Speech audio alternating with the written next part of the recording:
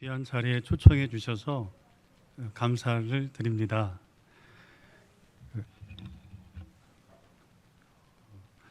저는 가까운 이웃교회 성문교회를 섬기고 있습니다. 헌신예배에 초청해 주시면 제가 대부분 다 거절합니다. 핑계는 우리 교회 오후 예배 인도해야 되기 때문에 갈 수 없습니다 라고 핑계 드리고 대부분 교회 안에 머물기가 대부분입니다.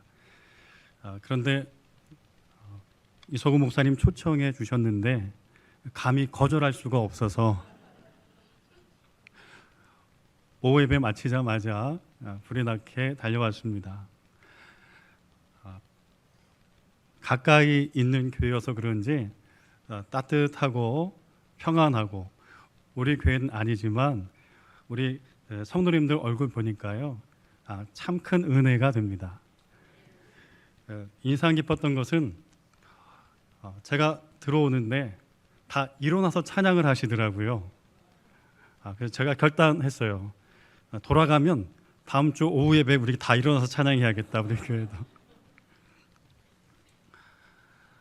오늘 한 마음으로 드려지는 권사회를 통한 헌신의 예배가 하나님 앞에 큰 영광이 될 줄로 믿고, 헌신과 수고 눈물 속에 하나님께서 말씀을 통해서 삶의 자리에 동일한 은혜로 함께 하실 줄로 믿습니다. 오늘 함께 나눌 말씀의 제목은 기쁨으로 드리는 헌신이라는 제목입니다. 한번 따라해 주시면 좋겠습니다. 기쁨으로 드리는 헌신. 우리가 헌신이라고 말하면 또 무엇인가 해야 한다는 부담스러움이 다가올 때가 있습니다. 또 뭘 내놓으라는 걸까? 도대체 또 오늘은 무슨 봉사를 해야 하는 걸까? 그러나 성경은 헌신은 억지로 무거운 짐을 지는 것이 아니라고 말씀합니다. 오히려 기쁨으로 드리는 은혜의 응답이 헌신이라고 오늘 말씀을 통해서 우리에게 도전합니다. 성도 여러분, 기쁨으로 드리는 은혜의 응답의 자리로 나아가는 우리 모두가 될 수 있기를 바랍니다. 역대하 29장에 보면 다윗의 인생 마지막 장면 중에 하나가 등장합니다. 그는 성전을 직접 짓지 못했지만 진심으로 성전 건축을 준비하고 백성들을 헌신의 자리로 이끌었습니다. 그러나 놀라운 사실은 다윗은 헌신을 강조하면서 스스로 이렇게 고백하고 있다는 것입니다. 14절의 말씀인데, 모든 것이 주께로 말미암았사오니 우리가 주의 손으로 받은 것으로 주께 드렸을 뿐이니이다. 마지막 다윗의 고백은 우리에게 큰 도전을 줍니다. 헌신은 내 것을 버리는 희생이 아니라 하나님 주신 것을 다시 올려드리는 영광스러운 특권인 줄로 믿습니다. 오늘 말씀을 통해 우리가 드리는 헌신이 억지의 짐이 아니라 감사와 기쁨이 넘치는 축복이 되기를 소망합니다. 말씀을 통해 첫 번째 기억할 것은, 헌신은 하나님께 받은 것을 다시 돌려드린다는 것입니다. 다윗은 이렇게 고백합니다. 우리가 주의 손에서 받은 것으로 주께 드렸을 뿐이니이다. 우리는 종종 내가 열심히 일해서 번 돈, 내가 모은 재산이라고 그렇게 주장하며 욕심부리며 살아갈 때가 많습니다. 그러나 성경은 우리에게 이렇게 말씀합니다. 신명기 8장 18절의 말씀에 보면, 내 하나님 여호와를 기억하라. 그가 내게 재물을 얻을 능력을 주셨음이라. 능력이 어디서 나왔어요? 하나님께로부터입니다. 물론 성실하고 열심히 살아온 위에 우리의 수고로움들이 있습니다. 그러나 하나님께서 적당한 타이밍도 주시고 좋은 동역자도 주시고 건강도 주시고 기회도 주셔서 오늘 우리가 이곳까지 이른 줄로 믿습니다. 어느 한 선교사가 평생 아프리카 사역하다가 이제 은퇴할 때가 다가왔어요. 집 한 채 값도 안 되는 얼마 되지 않은 저금만 남아 있었습니다. 누군가 그들에게 물었어요. 평생 그렇게 하나님 앞에 드리고 남은 것이 얼마 없는데 아깝지 않습니까? 그러자 이 선교사가 이렇게 대답했습니다. 아깝다니요. 다 하나님께서 주신 것을 다시 돌려드렸을 뿐입니다. 이 선교사님의 이야기는 우리에게 큰 도전을 주게 됩니다.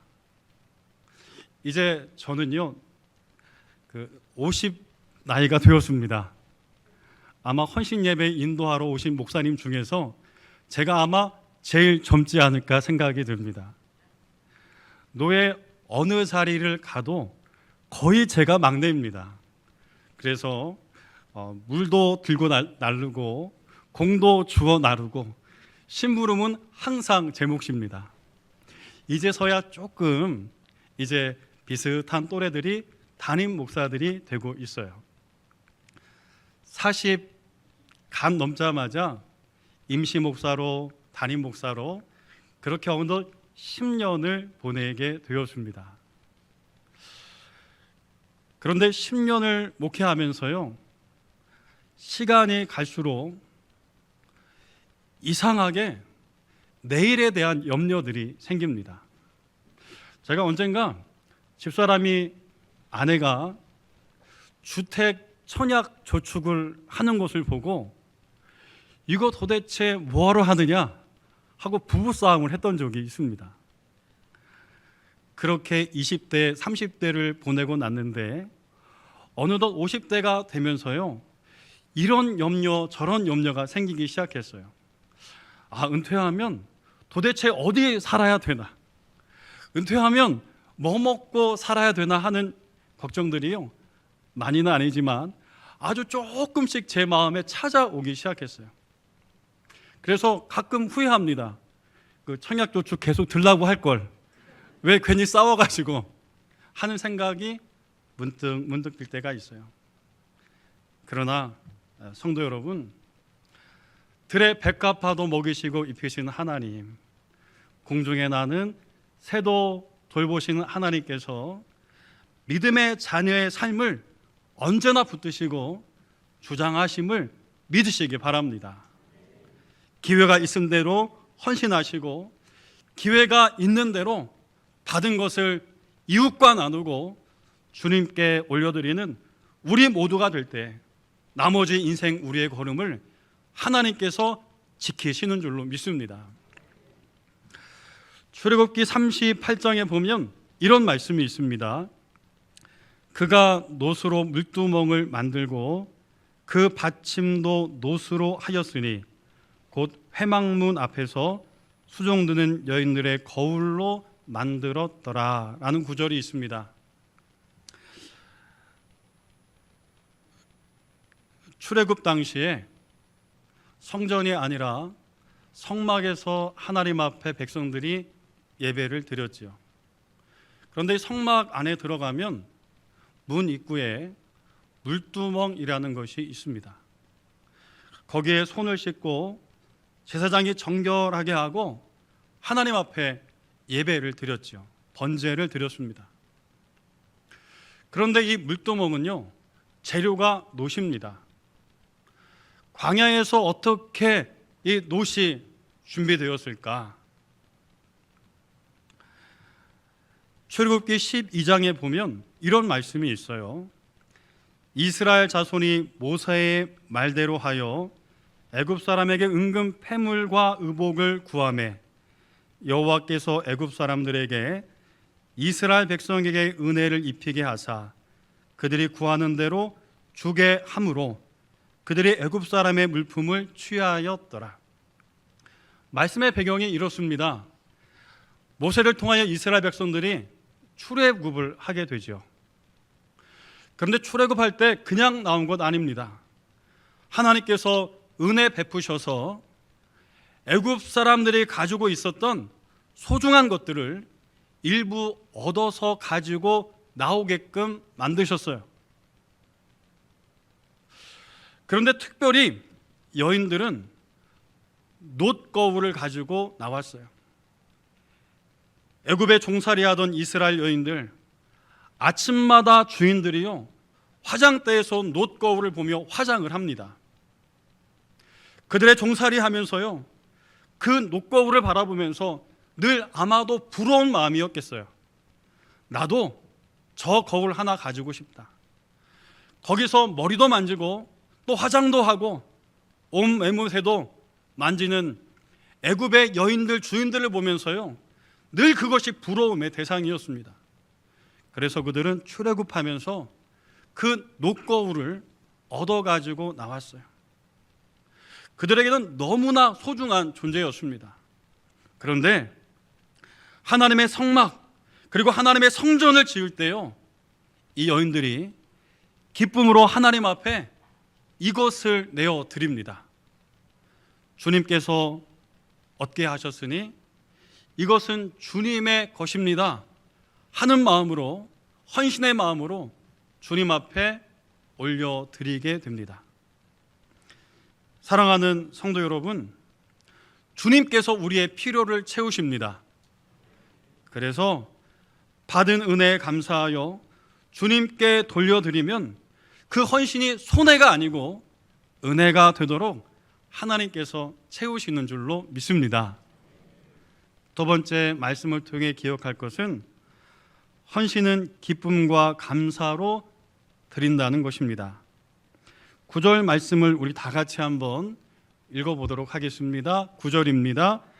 백성들은 자원하여 드렸으므로 기뻐하였으니 곧 그들이 성심으로 여호와께 자원하여 드렸으므로 다윗 왕도 심히 기뻐하니라. 아멘. 한번 따라할까요? 헌신은 기쁨과 감사로 드리는 것입니다. 여러분 아멘 하시나요? 네. 헌신은 기쁨과 감사로 드리는 것입니다.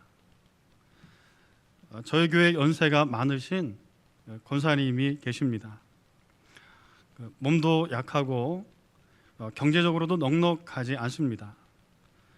그러나 언제나 헌신의 자리라면 마다하지 않습니다. 그것이 쓰레기를 버리는 일이든 설거지를 하는 일이든 늘 한결같이 하나님 앞에 맡겨진 귀한 헌신의 사명을 감당하는 권사님이 계십니다. 권사님 힘들 텐데 좀 쉬세요 라고 말씀을 드려도 권사님은 항상 미소를 지으시면서 이렇게 말씀하세요. 내가 아직도 주방 설거지를 하고 또 이 쓰레기를 치울 수 있는 힘이 있는 것이 감사합니다. 젊은 사람들보다 오래 하지는 못해도 주님을 위해 할 수 있는 것이 있다면 그 자체가 저에게 기쁨입니다 하는 권사님의 말씀을 듣고 제가 큰 감동을 받은 적이 있습니다. 성도 여러분, 하나님 앞에 그저 값없이 받은 것이기에 그 은혜에 감사하며 그저 하나님 앞에 기쁨과 감사로 돌려드릴 때 하나님께서는 기뻐 받으실 뿐만 아니라 우리의 필요를 언제나 채워주시는 하나님 되십니다. 저희 아버지는 교회 장로님이세요. 조그마한 시골 교회 장로가 되셔서 기쁨으로 교회를 섬기셨어요. 아버지의 늘 기도 제목은 아들은 목사가 되는 것이었고 둘째는 빨리 취업을 해서 돈을 많이 버는데 마음을 두고 기도를 하셨어요. 이유는 간단합니다.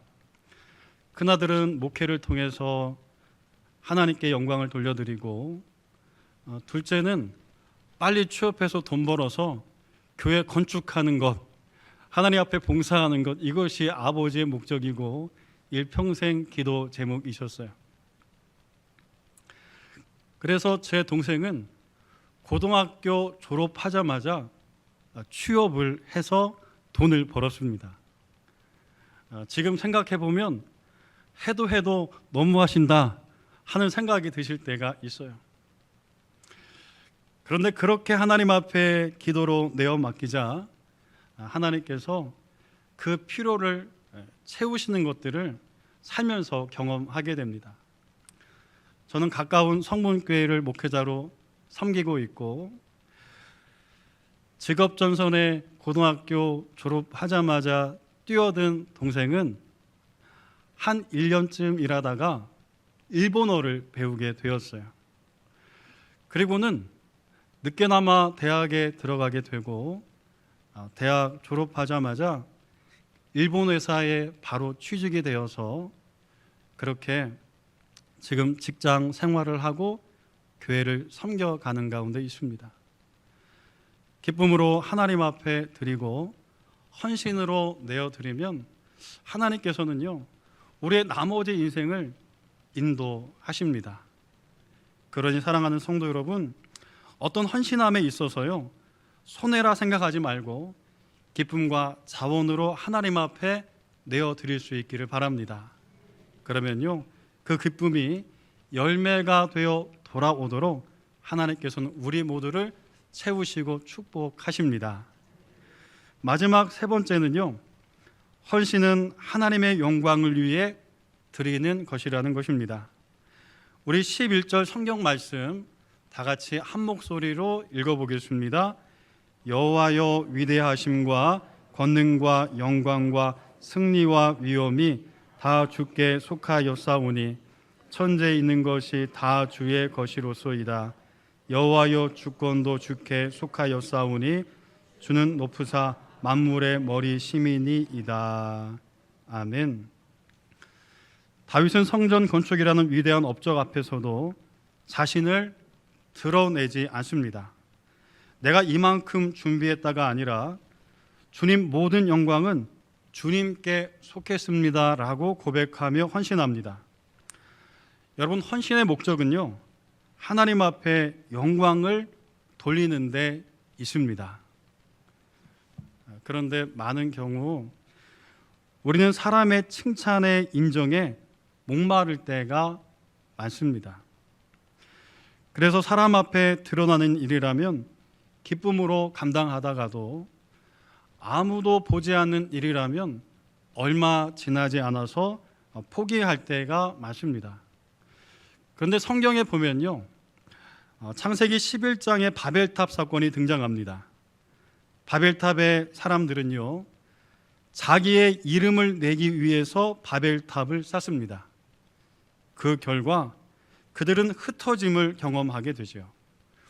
그러나 반대로 솔로몬이 지은 성전은 주의 이름을 위하여 세워졌습니다. 세월이 흘러 성전은 무너졌지만 그 이름을 위해 드린 헌신은 지금까지도 하나님의 말씀 속에 살아있는 줄로 믿습니다. 그러니 자기 이름을 내기 위해서가 아니라 하나님의 영광을 위해서 그렇게 사명을 감당하는 우리 모두가 되어야 할 줄로 믿습니다. 어느 교회가 큰 헌금을 모아서 성전 건축을 시작했습니다. 건축이 완공된 후에 담임 목사님은 성도들 앞에 이렇게 고백했어요. 사랑하는 성도 여러분, 우리는 교회를 지은 것이 아닙니다. 우리는 하나님의 이름을 높이기 위해 이 일을 감당했습니다. 성전의 목적이 우리의 이름을 높이기 위한 것이 아니라 하나님의 영광을 위해서 이 일을 감당했다 하는 이 목사님의 고백이 큰 도전이 됩니다. 성도교회나 우리 교회나 어찌 보면 이제 재개발을 앞두고 있습니다. 저희 교회도 재개발한다 하면서 벌써 20년이 흘러가고 있어요. 내년에는 한다, 또 다음에는 한다 하다가 어느덧 오랜 세월 흘러서 빈집은 점점 많아져 가는데 건축은 전혀 이루어지지 않는 그 어려운 상황에 저희 교회가 좀 처해 있습니다. 그래서 늘 성도교회를 보면서요, 성도교회가 먼저 건축을 잘 하셔야 우리가 그 길을 따라갈 텐데 하고 건축이 어떻게 되는지 늘 관심을 갖고 목사님에게 물어볼 때가 많습니다. 앞으로 성도교회가 이제 몇 해 뒤면 건축을 시작하고 아름다운 성전을 지어갈 텐데 그 모든 것들이 교회의 업적과 사람의 업적이 아니라 하나님을 높이는 일인 줄로 믿습니다. 그 수고와 헌신과 눈물과 그 마음이 담겨질 때요, 위대한 생명의 씨앗들이 그곳에서 잉태하게 되죠. 시골에서 아버지가 교회를 섬기면서 교회를 건축하실 때 저도 그 옆에 늘 따라다녔습니다. 지금이야 벽돌도 사다가 짓고 또 이것저것 사다가 짓지만 옛날 시골에는 시멘트를 이겨서 벽돌을 만들어서 그 벽돌을 쌓아서 교회를 짓던 세월이 시간들이 있지요. 그만큼 온 정성 다해서 성전이 건축되었습니다. 시골 교회라 큰 교회는 아니었지만 그렇게 정성스럽게 모여 쌓아놓은 성전이 벽돌들이 교회가 되었고 그 교회를 통해서 많은 목회자들, 많은 믿음의 사람들이 성장하게 되었습니다. 이렇게 하나님 앞에 중심과 마음을 다하여 영광을 돌릴 때 이것은 복음의 씨앗이 되고 하나님의 말씀과 하나님의 능력이 임하는 거룩한 처소가 되는 줄로 믿습니다.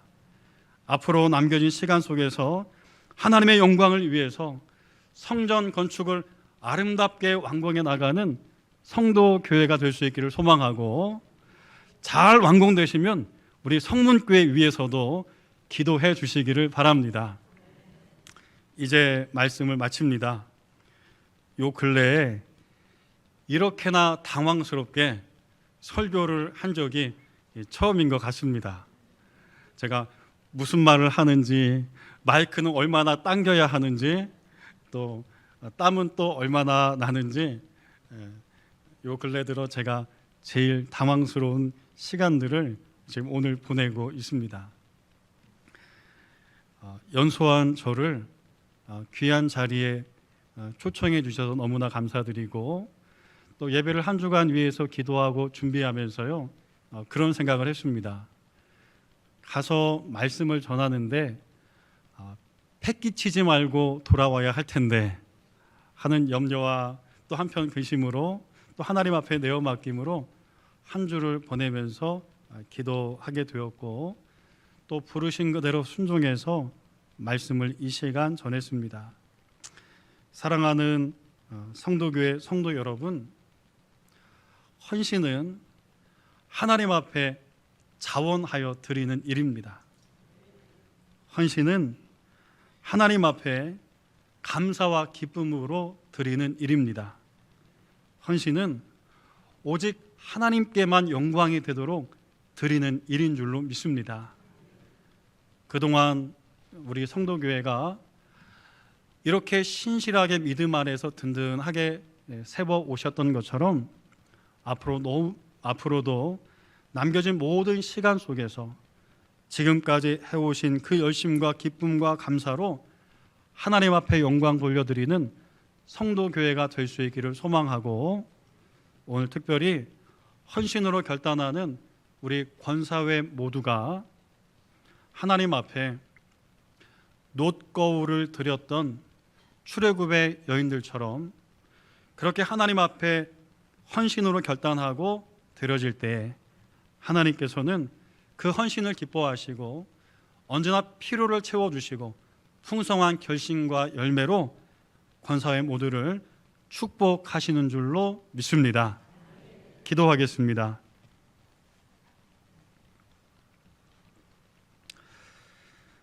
주님, 오늘 헌신 예배로 주님 앞에 나아갑니다.